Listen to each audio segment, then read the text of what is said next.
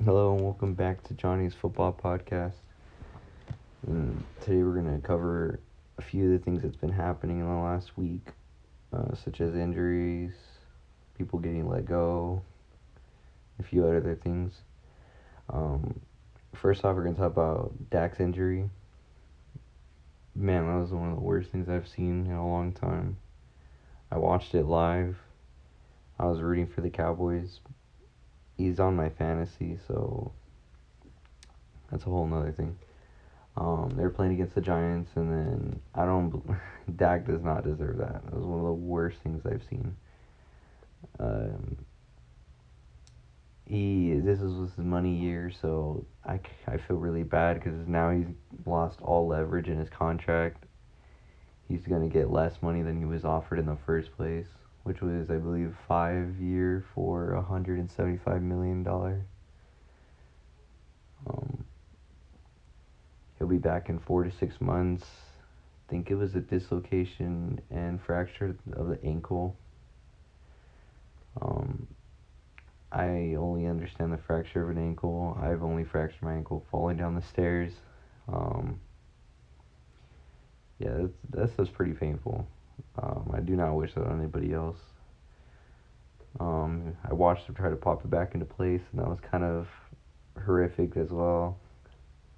And watch all the other Cowboys and the entire team just look at him and just start freaking out. I mean, I would too if I saw something like that.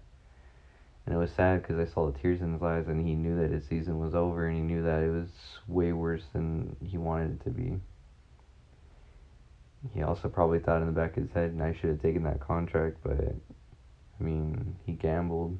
He wanted to prove himself. I mean, he did prove himself in the last 4 games, but he deserved better. And then the other injuries, Chandler Jones from the Cardinals. He's out for the season with a bicep injury, tore his bicep, and he only had 1 sack in the last 5 games. So, I mean, he was having an off year in the first place. I don't think he was there 100%. And then Kawan Short, he's out for the season with the shoulder injury. And then those are the injuries. Melvin Gordon got a DUI going over 25 miles per hour over the speed limit. Stupid decision. He was out, I think, at 1 a.m. in the morning and got pulled over. Man, that dude just ruined a part of his career, too. He already had a chance at the Chargers, and now he had to come over to the Broncos. He had chances. That's on him. Anybody would die to get into that situation that he's in, and he's just squandering it. Um, yeah, I don't really have much more to say about him. I'm disappointed. He was doing really good this season too. Um, Moving on to Derrick Henry, one of the best stiff armors in the NFL history. Never seen anybody get stiff arm like the way he does it to people. Josh Norman got thrown into another dimension. That was one of the best stiff arms I've ever seen in my entire life. That's worse than Earl Thomas using him for a blocker. That is way worse. Man literally got picked up off of his feet and thrown. Uh, I mean, if I got thrown like that while millions were watching, I'd retire basically instantly. The jokes will never stop after that. That man's gonna get clowned on just like Earl Thomas has been clowned on ever since. Um, Michael Thomas, he's having some underlying issues with the Saints, fighting in practice, and if you look at his Twitter, talks about snakes and he's just having he's being a diva. I feel like I don't know if it's him or the Saints, but I feel like it's more him than anything else. I feel like the players sometimes need to control himself and how they act. They may think they're the best in the league, but when it comes down to it, a team can cut you whenever they want, especially if you're acting like Antonio Brown. Antonio Brown has so much skill, but he can't play because he's a diva and he causes too many problems. And then the second most important important event that happened this week too.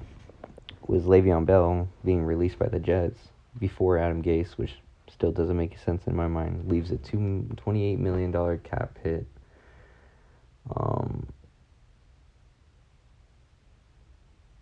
Jeez, that's a lot of money. I think it was either. I don't think it was a cap hit. I think it was because 28 million was how much he got paid over 18 games, which is a lot of money.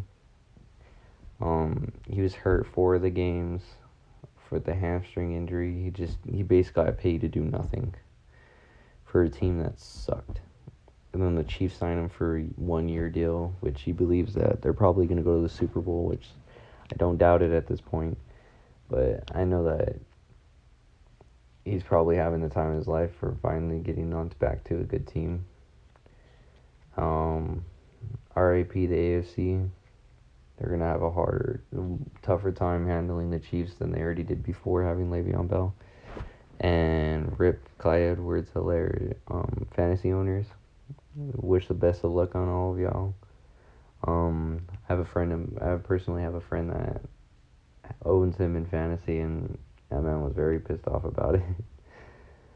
And that's what I got. That's my week 5 recap. You know what? The Cardinals played really well. I mean, they had some situations where they could have played better, but, it is what it is. 30-10, I'll take that. It's better than what they did before. At least they won instead of lost. If they lost, I would have freaked out. And thank you for listening. I hope you guys have a wonderful day, and please subscribe or like.